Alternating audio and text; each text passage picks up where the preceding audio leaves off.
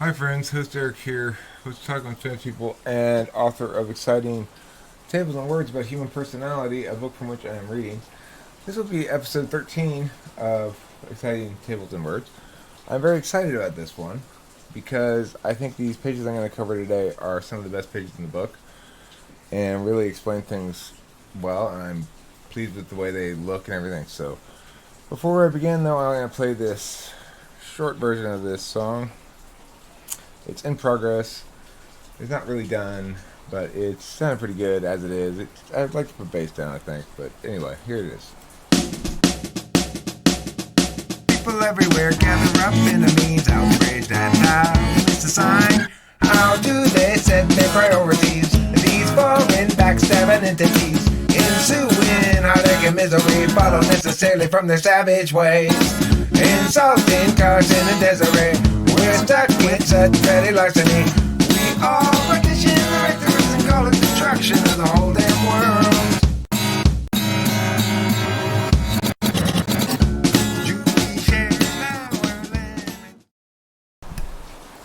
Welcome back. It's pouring rain here in LA. This isn't relevant to the topic, but we are having serious leakage problems. I got leaks coming through the garage. Even though I tarped the shit out of it yesterday, I thought there's no way the water's coming in. Still coming in.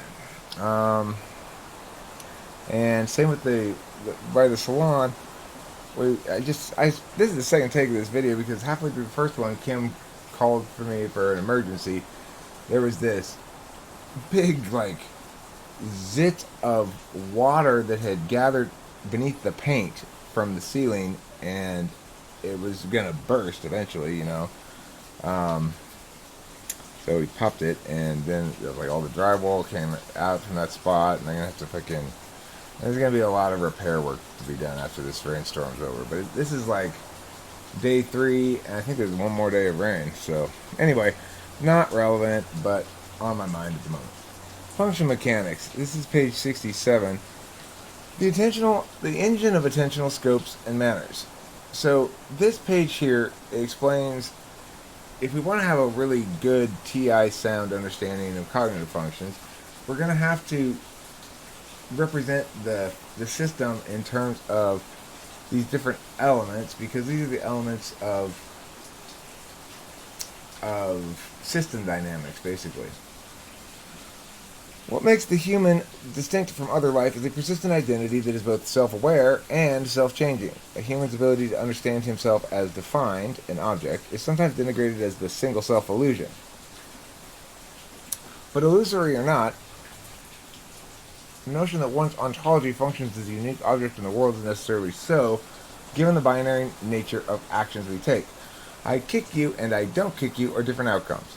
And the correlation between the behavior of I and the correctness of each sentence is 1-to-1, while the equivalent correlation between the status of you as kick victim does not exist. Because you and its kick victim are just an object.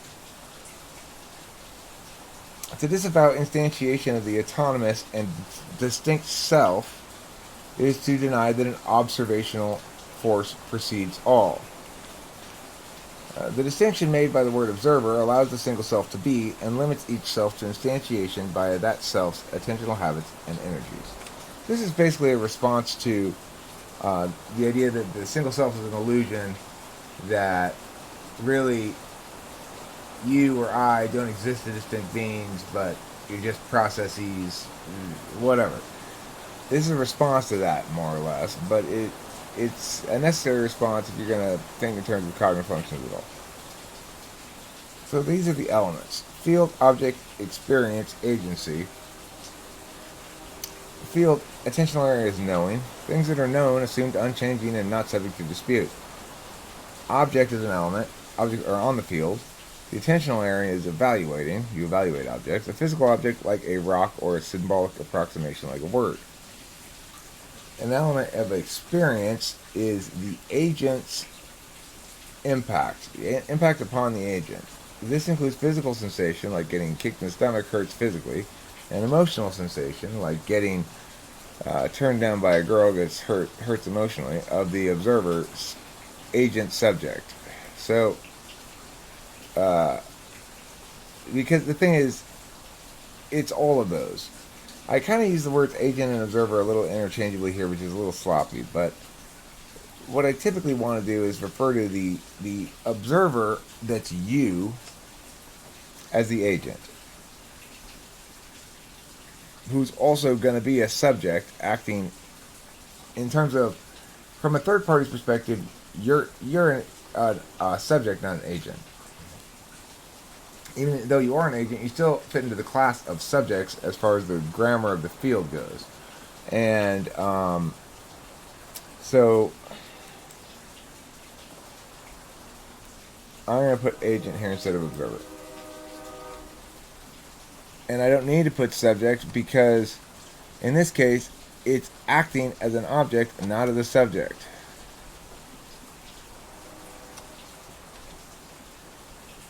I mean, subjects are a kind of object, but it's not acting as a subject, it's acting simply as an object. It's experiencing the impact. Agency, acting. This includes the subject doing stuff in the physical world and creating stuff abstractly. Okay, so we already know that. Now let's go to self-concept then. Self-concept is made of objects, words and sentences that draw distinctions, fields, assumed stabilities and frames, experiences, real-time sensory and emotional impact, and agency, the ability to both act physically, change the field, and to act metaphysically, change the object. Cognitive functions, then, are file transfer protocols that govern how each of these elements relate to one another within an individual to define that individual's nature and drive that individual's behaviors. This is the best maybe single page in terms of getting everything right and explaining everything well. It's really good. But it continues on to this page too, which is also a good page. Many fields. Each observer manages multiple fields, and everyone field switches often without thinking about it much. The reason we manage so many fields links to the variance in the breadth and scope of an instance of attention, and the physical world's strict adherence to the law of non-contradiction. No thing can both be and not be in the same time, space, and context. Subfields. A swimming pool, for example, is a field within a larger field of the physical world. Whatever you do in the pool, you do assuming you will be in the water the whole time. You don't have to consider what you will do if the pool if it suddenly dries up. So this is a good understanding of a field, what makes a field versus something else, right?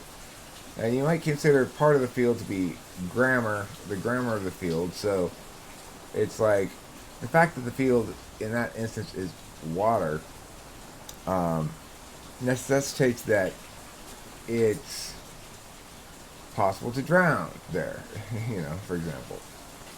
And other things, qualities implicit to water, that it affects the physics of your movement in the environment compared to movement in a different environment. So you can consider grammar part of the field, and that might include time. But as you'll see, I address time as a separate vector a little bit later because I think it's tricky. Main fields. One's feelings, physical and emotion, comprise the field upon which actions and objects impact the observer. Now note, objects don't really impact the observer. It's experience of objects. I used to say experiences. Which actions and experiences, which are more or less either the process of doing those actions or the experience of being an object of an action. So, let me bring the camera up. The physical world and placement of the objects within the world comprises another. Conditionality is the third field. Non-physical objects interact with other objects, impacting the status of one, the other, or both. Otherness, other agents, is the last of the primary fields, where impacts link indirectly to the subject by the displays of other people. So if you're talking about your main fields, you've got feelings, that is to say, agent impacts, physical and emotional. Get kicked in the stomach, it hurts physically. Get turned down by a girl, hurts emotionally. So that's one field. The physical world and placement of objects within the world comprises another. That's the actual space, this object, that object, whatever. Conditionality is the third field because that's what we're doing right now, is we're operating on the conditionality field. All these objects we're talking about are objects of analysis. They're words. They're not physical objects. In the conditionality field, non-physical objects interact with other objects, impacting the status of one, the other, or both. So that's what I'm trying to say now is here, look at these analytical objects and adjust your understanding of cognition accordingly.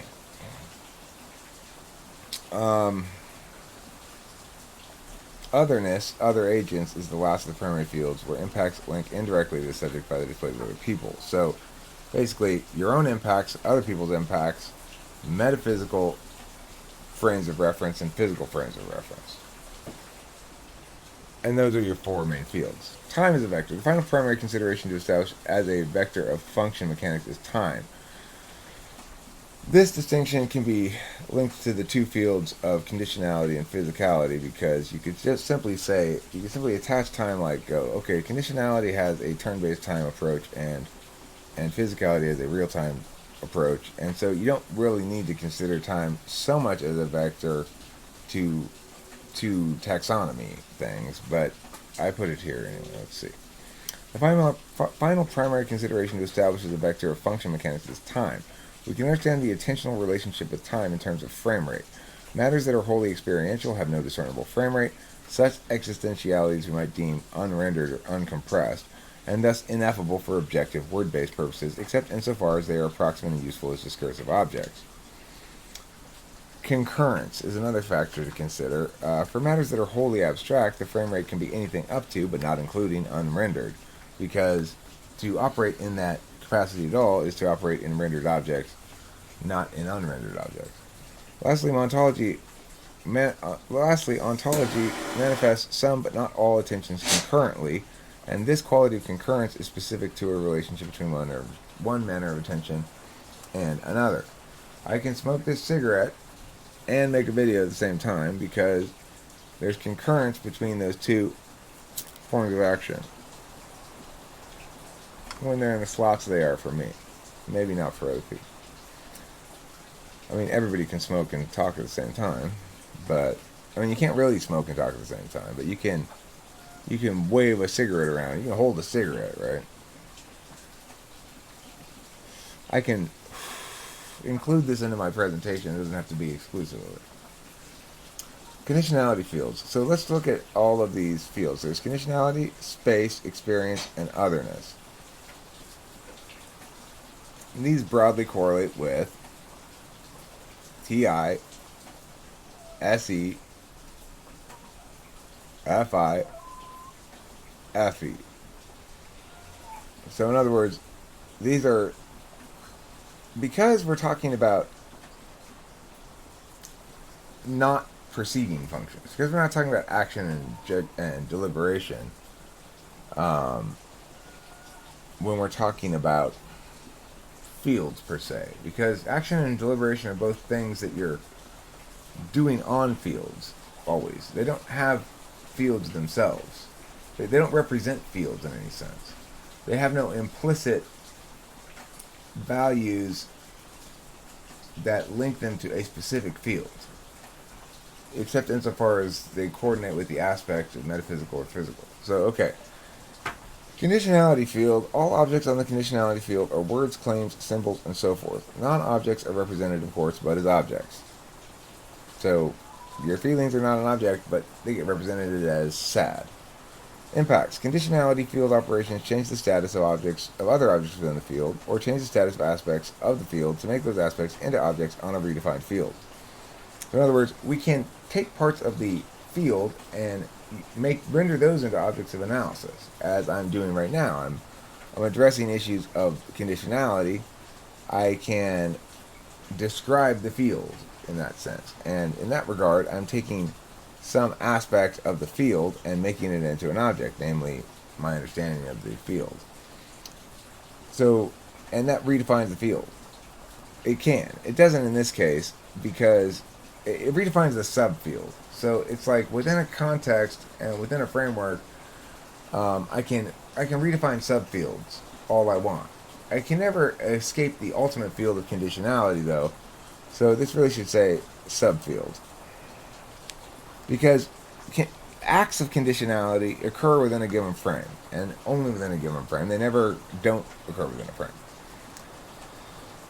TI values according to grammatical consistency, and that which can be falsified is seen as more real than that which cannot be falsified. Impacts on this field are not measured in terms of good and bad, but in terms of validity, true, false, strong argument, weak argument.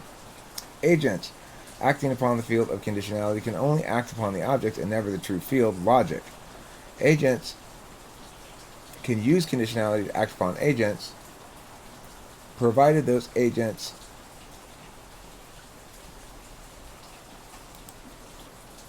and subfields.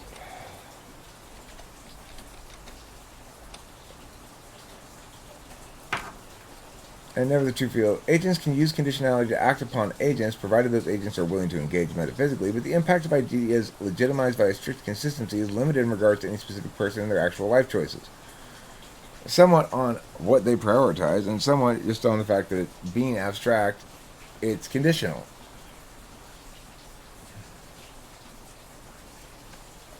Also note that agents act upon objects by establishing claims and warranting them. And they do so in a context, right? Against somebody presumably warranting against them or warranting with them. One of the two, whether they're, doing constructive affirmation or negationary stuff. Observers are excluded from conditionality calculi except to the extent that the observer's subjective interest or experience can be rendered into an object. It is presumed that with sufficient intelligence and objectivity, disinterested observers will agree. So what frustrates TI tool users especially is when you can't reach agreement by a TI. It is true that some people, most frequently TI is used to, in some fashion, negate. That it's rarely used, it's often used for ulterior purposes, for FE purposes. It's often used for FE. So people use TI all the time to establish themselves a better thinker, to establish themselves competent, to establish themselves dominant over somebody else, or other reasons like that aren't really that aren't really disinterested reasons. When you have a truly objective, disinterested observers who are engaged in discursive work, then it's non-adversarial and non-attached. It's a collaborative effort to find the best ideas without any attachment to any specific ones, and it's accomplished through both negation, mostly through negation, because you're still eliminating wrongnesses, but through finding linkages to reinforce things as well. It's case building instead of negating. Space field. Objects. Physical objects are objects in space and may also be conditional objects. For example, a carbon of the word Joe. So Joe is a conditional object in the sense that it's a word and it only has any specific incarnation in the non-physical plane insofar as it's linking to something. Is it that Joe, this Joe, it's a label and it can be redefined. Let's say the Joe for whom it was originally carved sells it at a yard sale to a different Joe. Well, its meaning changes in that regard. A broken chair or black eye is an impact on the space field. A finished wooden bookshelf is another impact. Space impacts change objects and fields in the physical world, or subfields anyway. You can't really change. You can change the physical field for sure. You can dig a hole in the ground. You can fill the pool up with water. You can drain the pool, but what you can't do is meaningfully change basic laws of physics. I guess you can't really alter gravity meaningfully. I mean, you can. The point is, you can change the field in space, but look what it says here. And to the extent that you want to argue against that, you have to point to specific things that you can't change, like the speed of light, and even then, relativity tells us those things are relative to our perceptions. So in that regard, you're defining it by being, kind of. Anyway, regardless, that's not relevant. The point is, you can change the fields, as in the draining the swimming pool example, and you can also impact other agents, you can impact objects, you can impact observers. So you have the most range of potential impact with when you're taking your agency on the space field. Observers as metaphysical objects, specifically subjects, and so observers as metaphysical objects are subjects in a representation of space, are impacted metaphysically only and thus impelled to make meaning. So if you imagine a situation, that's why it says a representation of space, in which there are several people. One person watches another person hit a third person. The first person's impacted only metaphysically, and thus impelled to make meaning from those impacts, or not impacted at all, in which case no meaning is made. This meaning making may be as simple as noting the name of a thing, or it could be much more complex. If the body is impacted, that's experience. So in that three-person scenario, one person punches, one person receives a punch, and one person watches. The person who receives a punch is experientially impacted, whereas the person observing it is metaphysically impacted. Now, obviously, metaphysical impacts can have substantial experiential consequences. I'm not saying they can't. If you're watching somebody you're watching a grown man punch your daughter or something in the face, you're going to have a dramatic FI response, no doubt. But it doesn't change the fact that it first goes into metaphysical. Like, you have to first process the fact that this is an object I call my daughter. It's an object I hold precious, so it has emotional impact on that level. I have a frame in which I go, these sorts of behaviors are generally acceptable. I have, the NI of that's not okay.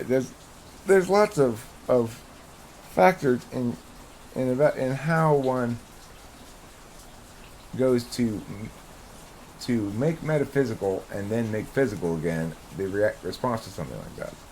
But it's quick, it's instant, basically.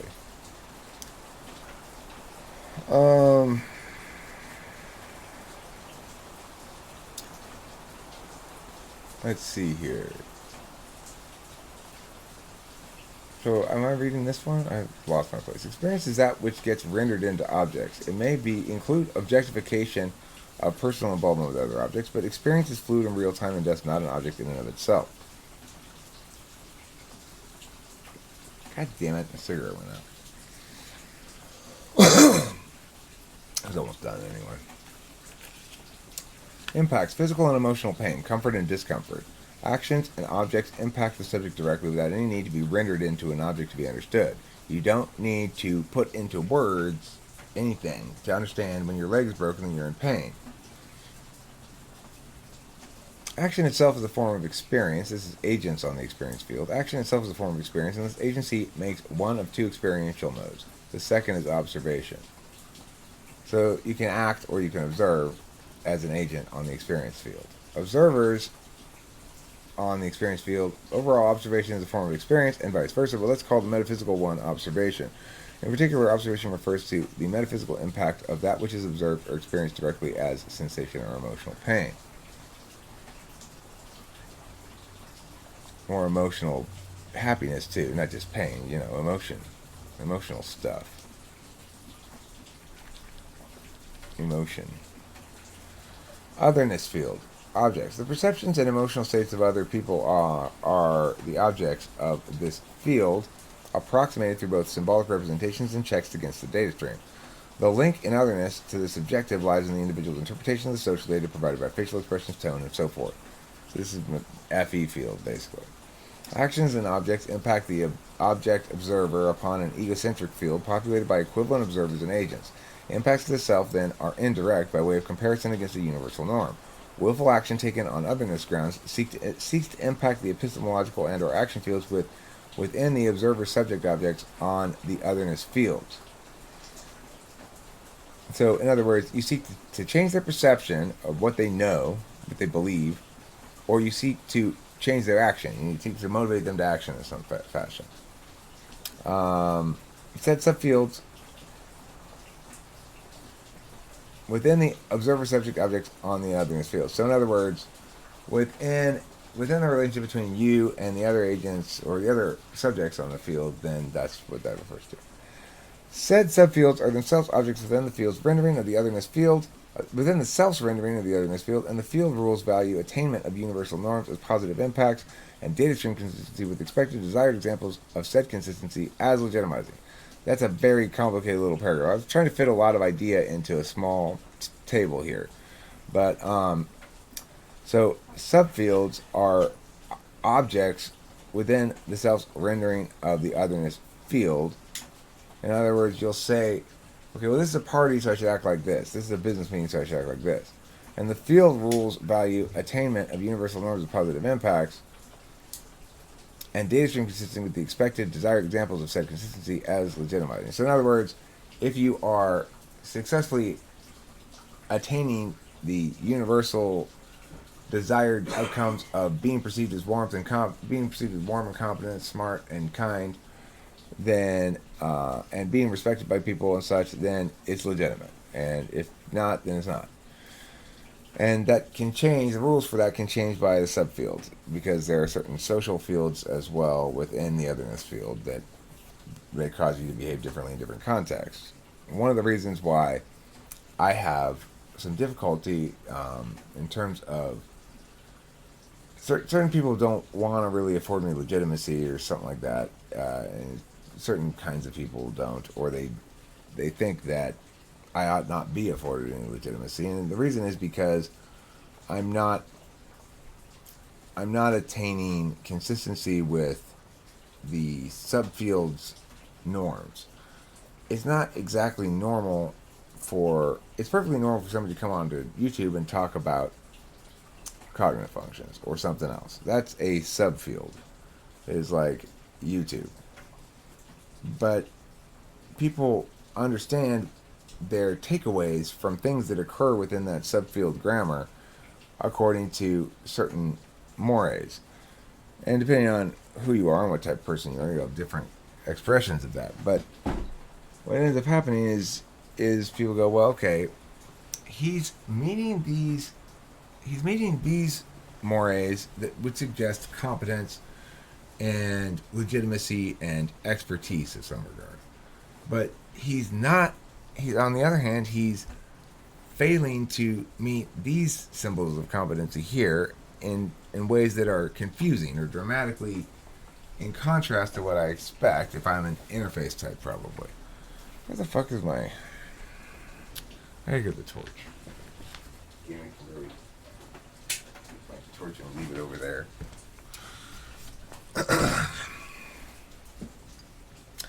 So basically, when you get interface types will critique me, as the real world INFJ did, as C.S. Joseph did, as plenty of people have. They'll critique me for failing to interface adequately or failing to prioritize interface. So because I'm doing this. I'm sitting here in my garage. I got my sweats. I'm bouncing my knee. I got an old jacket on. I kind of look a bit like a weirdo maybe with his hat. I don't know.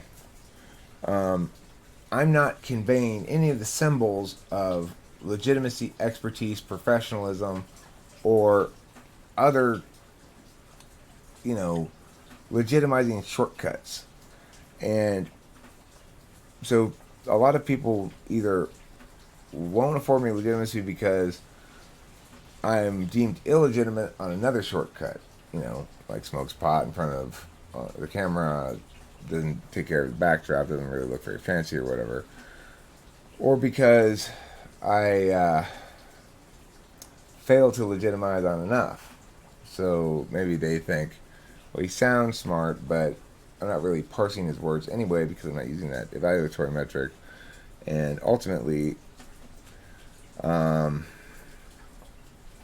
other heuristics are going to outweigh that, and so I'm going to deny him any sort of legitimacy as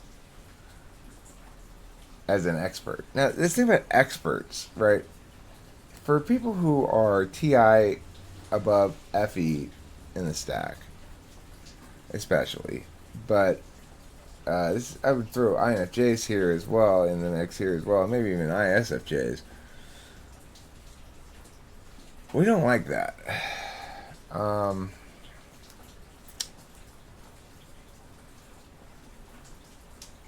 Yeah. Okay, where am I?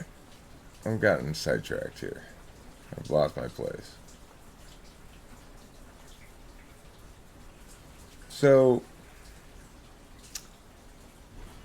otherness field. The perceptions and emotional states. Oh, I read that part. Agents comprise one half of the objects in the otherness field. Rather, agents comprise all the objects half of the time on the otherness field. Observers take the other half of the time. Statuses, mantles linking to those agent observers, make up the other objects on the field. So, basically,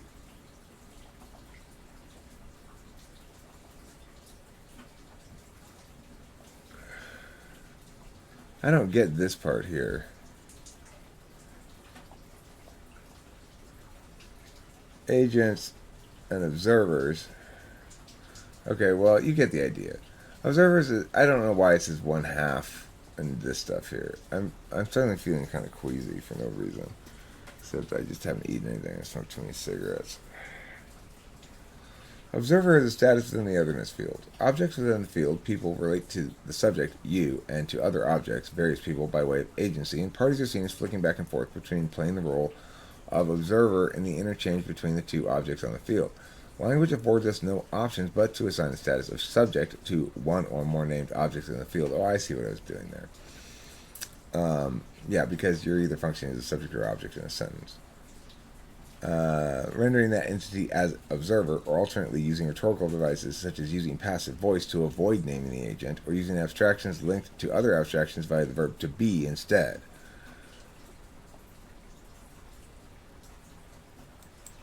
This needs an end parentheses. Reduce the event in question to an action and an impact, but not to a named agent. This was when my cue was broken on my old keyboard. That's why I started doing that. You didn't really need your cue very often, but occasionally you need it, So I tried to make do without it for a while. Last chart I'm going to read today on this video, your fifth slot function. I should probably just end right there. It would be a neat end, tidy ending. The end of this, talk about the fields a little bit more. But I want to read this one too. It helps to read this one because, I don't know, I just feel like it. Dominant function. If your dominant function is any, your fifth slot function is ni, you judge others according to resonance with. So, if your fifth slot function is ni, you judge others according to resonance with truth, understanding as resonance with singular and exclusive narratives. This assumes in self that ideational destabilization of the possibilities ultimately serves the truth. In other words, I give myself a pass for destabilizing truths because I assume that means they're not true enough. TE, efficacy. If your fifth slot function is TE, that means you're an INTP or ISTP, then efficacy is how you judge others. The ability to realize a logically justified vision of a plan of action assumes one's own logical models are useful if applied properly. Not that INTP will ever apply them particularly, but it assumes that. FE. If you're an FE Dom, then you're an FI fifth slot. FI fifth slot means you judge others according to emotional authenticity, knowing what one truly wants and being guided by that authentic self. This assumes their own FE management of others is authentic. In other words, of course, when I'm using FE, it's consistent with my emotional authenticity. Of course it is. I'm just worried about other people, whether they're emotionally authentic. If you're an SI Dom, your fifth slot function is SE, and you judge others according to resonance with and give yourself a pass on impacts, seeing the ideation that makes themselves distinct on an epistemological level realized in the physical world. It assumes their own self is doing okay. I'm doing fine. I'm doing plenty.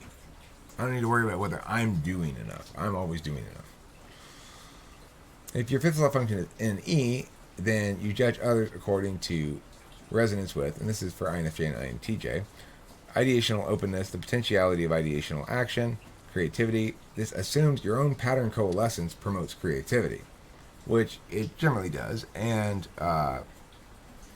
especially when you're working with an ENTP or an ENFP. If you're an INTJ or an INFJ, then those two are going to work well together because of the collaborative nature of the two assumptions. I'm going to hold INFJs and INTJs in high regard because I judge others according to their respect for the truth, and those two types I see as truth-driven. And I'm going to assume I'm truth-driven. I'm truth-driven too. Are you really, Eric? Yeah, of course. Everything I do, no matter how deconstructionist or whatever, is always aiming for the truth, ultimately. I just give myself a pass on that. All right. And they give themselves a pass on the ideational, too. Yes, my singular reduction of things into one thing will ultimately serve creativity. Hi, Kimmy. I'm almost done with this video, then I'm going to come in and take Mom to lunch, okay? She's already eaten, Eric. You're a terrible parent watcher. But, Kim, I told you why I was going to take her lunch when I was. She was hungry. She was already making her food in the kitchen. Okay, but, Kim, I had a plan here. Well, she's got dementia. She's got a different plan. I know, but if I finished the video the first time I did, whatever. I'll go in a second. I'm still taking her to lunch. I still have to eat lunch. Yours is in the microwave, too. Well, I mean... It's raining. Okay. Your mother does not need to be out in the rain. She's got flip-flops on. She's going to get a cold. Do your video.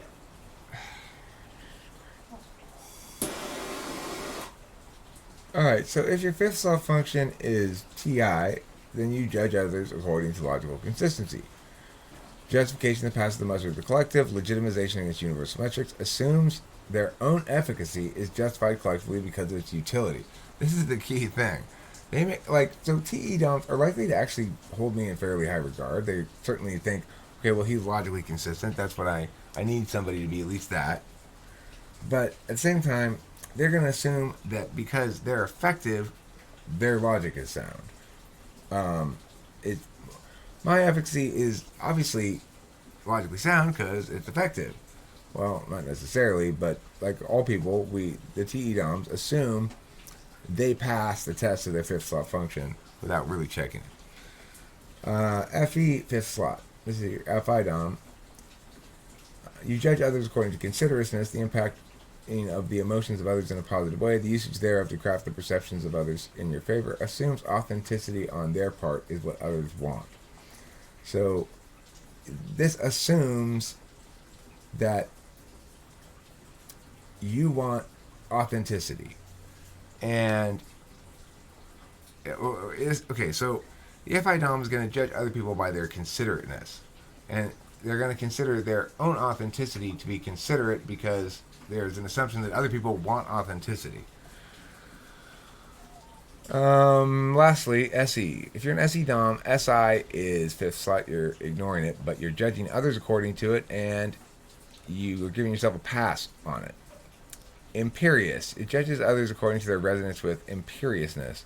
Respectful of external displays of self-expression or self-interest. Assumes their actions serve their appetites, serve their interests. For people who are looking out for number one, that's somebody who gets respect from SE, or who are all about telling their own story. That's somebody who gets respect for SE.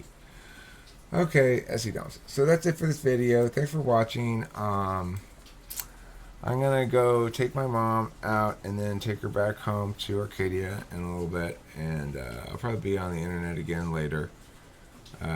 Maybe Kim and I are going to go do something fun. I don't know. It's raining. Clean the house. We're going to clean the house, That's what we're going to do. That's fun. I do like cleaning, Kim, Me too. Alright. So I'm going to play a song and say goodbye. I hope you enjoyed this episode. A lot of good information in this one. So if you feel like you might want to rewatch it, I get that it's dense. And if I were encountering all this stuff for the first time, or not for the first time, but if I were encountering all this stuff without having put the time into making it, I guess, it would take me some time to process it all, for sure.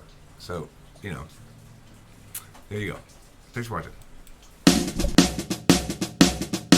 People everywhere gather up in the means, outraged and how it's a sign. How do they set their priorities? These foreign backstabbing entities, ensuing heartache and misery, follow necessarily from their savage ways. Insulting Carson and Desiree, we're stuck with such petty larceny. We all partition the right to and call it the try. destruction of the whole damn world.